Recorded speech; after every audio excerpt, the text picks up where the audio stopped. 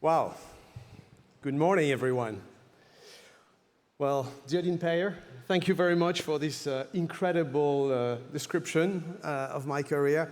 It seems like I've done everything right. Don't worry, there's been lots of flops, failures, difficult moments where I needed extra energy. So you just told the nice side of the story, but still, I'm here and I'm very honored to be representing L'Oréal in this fantastic graduation. Dean Mihov, thank you for having me. Chairman Andreas Jacob, thank you for your words. Of course, a big thank you to the members of the INSEAD faculty and staff, but more importantly, a huge congratulations to the graduates that are here in the room and to their parents who've been supporting them for all these years. So guys, major congratulations to you all.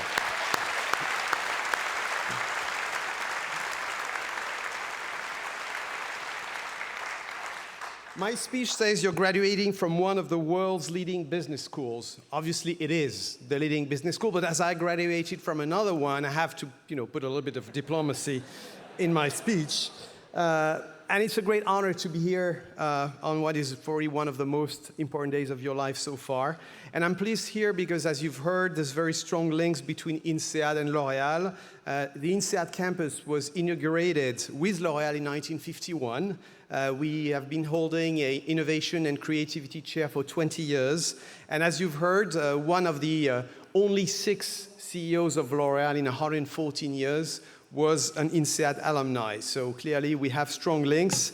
And also we share strong values, strong common values: excellence, diversity, entrepreneurship, and a shared vision that business has to be a force for good, which is really what INSEAD stands for. As we're talking about a force for good, amongst many things, all the things that were said, I'm also a great movie fan, and I'm a great fan of Star Wars.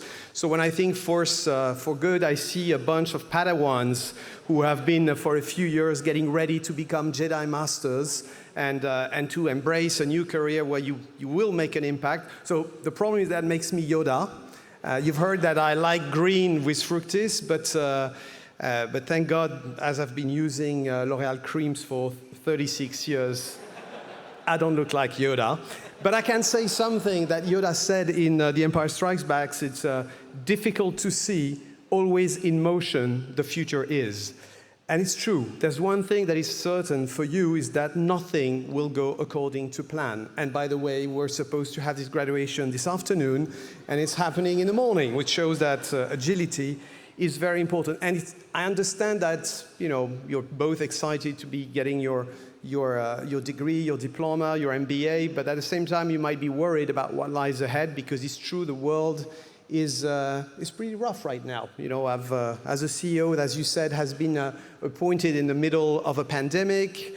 I've been having to face a war in Europe, an incredible inflationary crisis, and of course, the sustainability challenge, social inequalities, and the list goes on. So the world is changing fast, but change is nothing new. In reality, it's the only constant thing in life. There's always something new, and it's accelerating thanks to technology. Today, everybody's talking about generative AI, and I'm pretty sure that ChatGPT has helped some of you, very few. And many people are worried, and I guess there are things we have to pay attention to, but we were also worried when the first robots arrived and automated assembly lines. We were worried when internet appeared, and there are precautions to be taken. But I'm a true believer that innovation and human genius are what drives change and what brings solutions to this world. Because it's true that I think we are in a new era. We're entering a new era after decades of very happy globalization and growth.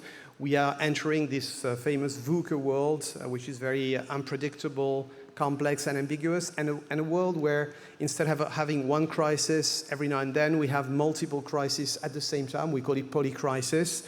You have, of course, everything I've been talking about: geopolitical tensions, the sustainability emergency, social inequality. So in the end, when I speak to my sons, they're like, well, what should we do? Should we just give up, or what do we have a role to play? And I think, even though in some other schools I've heard some speeches, and I won't name names, but that people declaring they want to break away from the system and disrupt everything, I think you as leaders have a very important role to play in the world to come. You are just embarking on an adventure like no other. You know, it's day one for you, and as the founder of Amazon was saying, it's always day one, and in this adventure that Jeff Bezos mentioned, you will have endless opportunities to make a difference, to have an impact, and to create solution. And the good news is that business, and it's seen in research that we run in every country, business is not seen anymore as a problem, but as part of the solution. Because indeed, companies give you the means to act, to impact, and that's what you'll have to do as leaders. You can make a huge difference from within. So, you know, I will try to give you a few advice on leadership today, and maybe tell you how I could run my career and try to have an impact. And it's true that you will have to deal with growing complexity, accelerating change, unpredictability, and therefore huge responsibility as it relates particularly to the life of the planet and to sustainability. And it's my deep conviction that next to resilience, to agility, that you have to make a routine in your life, you will have many times around your career to transform and reset your leadership, to adapt to the way you will lead people in a world that will be constantly changing. And leadership is not just a title, a position. It's an attitude, it's a mindset, and it's a responsibility. You know, I've quoted Star Wars, I could quote Spider-Man, with great power comes great responsibility. And you will have more responsibility, I guess, and more power than the previous generations, because you will be in leadership positions, and you will be embracing a new version of leadership when it's not just about winning against the other, it's going to be about succeeding together as a collective to find solutions to the world's problem. So I'd like to share with you 4 thoughts regarding the way you can lead business, people, and more importantly, yourself. So let's start with the first idea, is that you have to find what really motivates you, what drives you, what turns you on. There was another film, The Graduate, which is a good reference today, where the main character, Benjamin Braddock, said, I want it to be different. I don't want my future to be boring. And he's totally right. Having fun and enjoying what you do, finding what drives you, what motivates you is the most important thing. And it's not easy, it can change. You know, when I was much younger, I wanted to be an oceanographer, and I loved rock music. And I ended up selling cosmetics at L'Oréal. So, you know, it's a bit of a change, but maybe the rocks thing led me to use a lot of hair gel, so that might be the only reason why I was drawn to beauty. But I was also in love with the idea of communication, of advertising. But more importantly, when I joined L'Oréal, and it's quite unique and it'll be more and more unique in the years to come, to have somebody that spends 36, 7, and probably more than 40 years in one company, is that I found at L'Oréal values and projects that really turned me on. I was really in sync with this company. It's about fun. It's about never getting bored. It's about working in an industry that has a positive impact on people's behaviors, emotions, self-confidence. It's about creativity, and it's about great teams and meritocracy. And that's why I have stayed for so many years in one company, but have never felt bored, because I've always had, as it was described, lots of new opportunities. I was encouraged to be bold. And again, as Mr. Jacob said, you have to be bold. You have to try new things. You mentioned Fructis. Fructis was an interesting thing. When I was head of this Garnier business, I was asked to create a new hair care brand to compete with Pantene from Procter & Gamble. And of course, everybody was telling me you have to do a creamy, white, very serious shampoo. And I thought that, you know, it would be just the same as the previous one. So it took me 2 years to convince everybody in the company that launching a fluorescent green shampoo could sell some hair care. And it took a lot of energy, of passion, but eventually I was given the opportunity to make that move, and today it's a fantastic success and a 500 million euro business. So it's important to believe in your own ideas and to believe in your values. As a leader, you have to have strong values. They have to become your North Stars and your silent beacon. So my values, I believe in the power of the individual, of humans, of people. Even in the time of generative AI, I truly believe that human is what makes the magic, the creativity. I also believe a lot in the power of the collective team, of the leadership, of the collective leadership, because that's how you get the best intelligence and the best ideas. So my second message would be put people front and center. You're all, very intelligent, clever, and hopefully with a great future, but you will never do it alone. I don't think you did it alone in your courses at INSEAD. You will never do it alone. Our founder said once, a business is not just walls and machines, it's people, people, people. And it is very true. It is even more true today. You have to put people in front and center, and you have to build teams that are complementary. When I build my executive committee, I'm trying to find people that are better than I am in each of their areas. And that's how I get challenged. That's how we can bounce ideas, and that's how we can be creative and find solutions. And that's also why I love cycling, by the way. Because cycling, you have to be strong, you have to be resilient, you have to know how to suffer to achieve your goals, but it's a truly collective sport. For those who don't know cycling, I invite you to watch the new Netflix series on the Tour de France, like Drive to Survive for the Formula One fans, but on cycling. You will understand that it's truly a collective effort where you protect each other from the wind, you help somebody who's struggling in the mountains, and that's what I like about sports in general and about business in particular, is that it's about collective efforts, about complementarity. And of course, you have to fight together, you have to celebrate together. I love celebrating. So as you heard, the business of L'Oréal is doing pretty good. So we throw parties. Last week, we had an 8,000 people summer party in Paris with a few hot singers and music bands. And you can see the joy of the teams to be rewarded for their efforts, not just with paychecks and promotions, but also with this collective celebration. And I think that's very important. Of course, collective means diversity. Diversity is the source of creativity and innovation. And I have to say, I'm very impressed by the richness of this, of the mosaic I have in front of me. I've heard there are 70 nationalities in these promotions, and I think this is fantastic. We operate in a world where cultures are very different and where points of views are very different. The first thing I did when I built my executive committee was to bring more nationalities, people from India, from Mexico, from the Middle East, and it's very, very important to have this diversity because leadership is about sharing, bouncing back ideas, and having different point of view. So I truly invite you in your future careers to bet on diversity.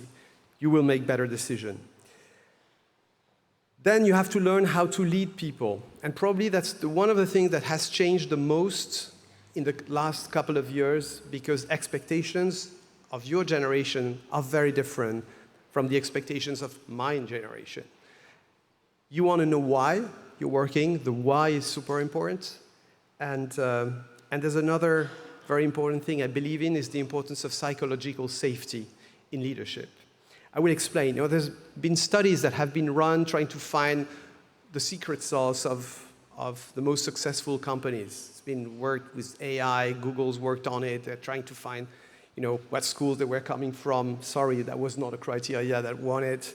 There were other areas like maybe diversity, age, gender balance. The one thing that was the most discriminating in company success was psychological safety, i.e. allowing any individual to express a point of view without the fear of being bashed or criticized. And that's how you generate ideas. And that is something that I really invite you to work on in your career. Create this haven where people can speak up, can express disagreements, and that will, again, generate much more creativity.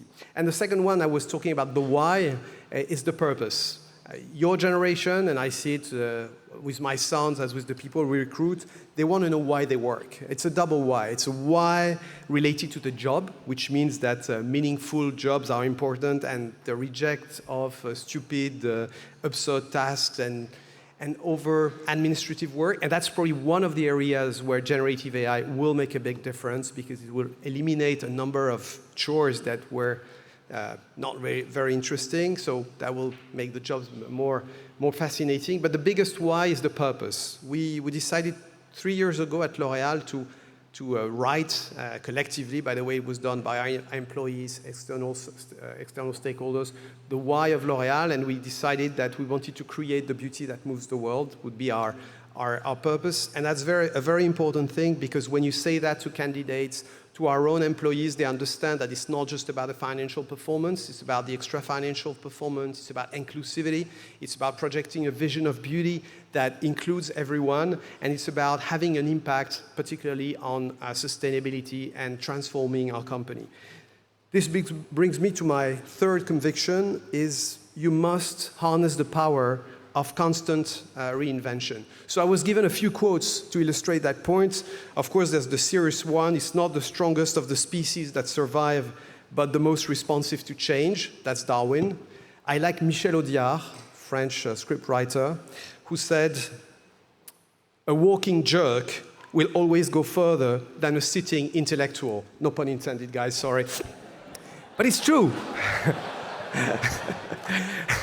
It's true. And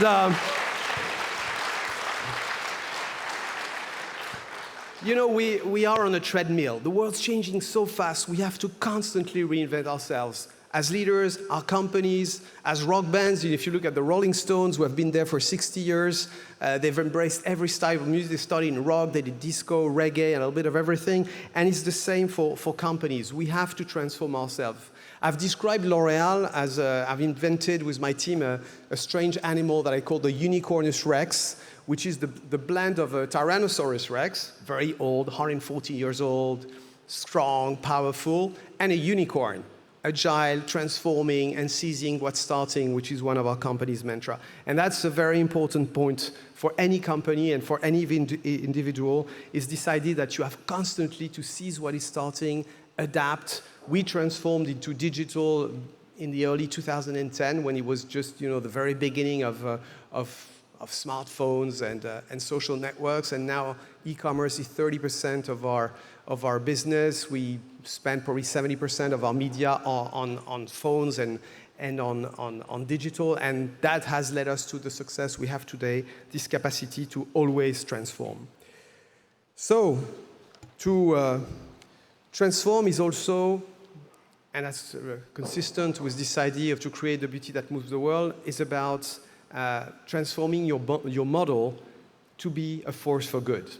We have embraced sustainability now more than 15 years ago and started transforming our company to reduce our CO2 footprint, and we've reduced it by 90%, making our sites carbon neutral, transforming our formulas with green science, reducing the weight of plastic and moving to recycled plastic. But it's not just about that anymore. It's also about regeneration, having a positive impact, which is why as a company we invest in funds like Fund for Nature Regeneration, which invests to regenerate mangroves and different forests around the world. So that's also a very strong commitment for all companies, and the companies you're going to be either running or working for, is you have to constantly transform to adapt and have a positive impact on the world.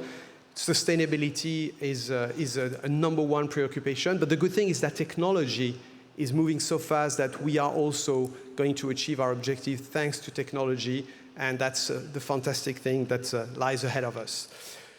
To finish, my fourth point, I would like to give you an advice on self-care. We talk a lot about sports. Great sportsmen and women, they recharge their batteries. And it's almost a taboo subject, because sometimes you seem to read about CEOs or about great leaders that look like they're superheroes. They're never tired. They're always 24/7, ready to work. Well, that's not totally true. The reality is that if you want to perform, you have to take a break. You know, I guess you've heard about, you know, the metaphor between leaders and in-flight oxygen masks, where you're being told that in case of need, the mask will fall and you have to put the mask on yourself before helping the others. Well, it's the same as a CEO. You have to take care of yourself. You have to recharge your batteries so that you can be what a CEO is. It's also a chief energy officer. You have to communicate energy to your teams. And that's very important. Your personal ecology is super important. So for me, it's sports, I cycle, I go to movies, I spend time with friends and families, I watch series on the Tour de France, I go to see art expos, and that's super important. Some could see it as a waste of time on, you know, less productive, but actually that's what makes me more fit to do my job. So take good care of yourself in the future. Don't feel guilty about it.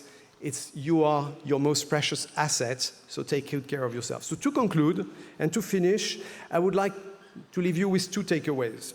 First, I believe, as it's your day one today, that it's not the destination that counts, it's the journey. I did not and never had a clue, not even the dream of becoming CEO of L'Oréal, but I just made sure that I enjoyed the journey and that, you know, hopefully my skills got me to where I am today.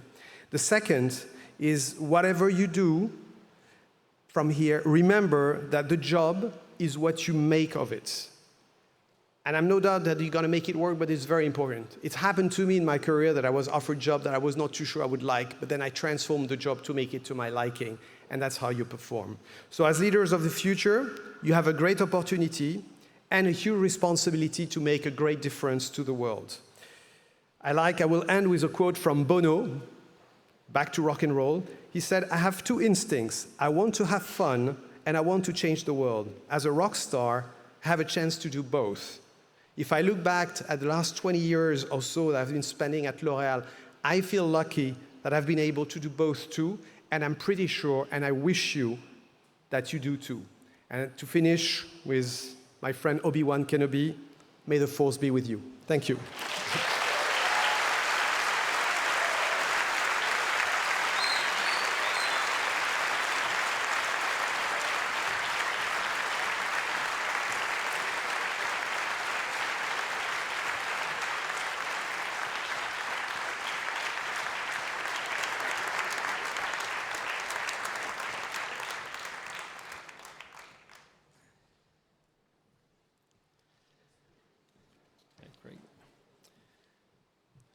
Thank you so much, Nicolas, Hieronimus, for your inspiring words, for your 4 main points, and I will come cycling with you right after this. Dear MBA class of July 2023, amongst faculty, it is well known that INSEAD is one of the best, if not the best, but also one of the hardest, if not the hardest, school to teach at.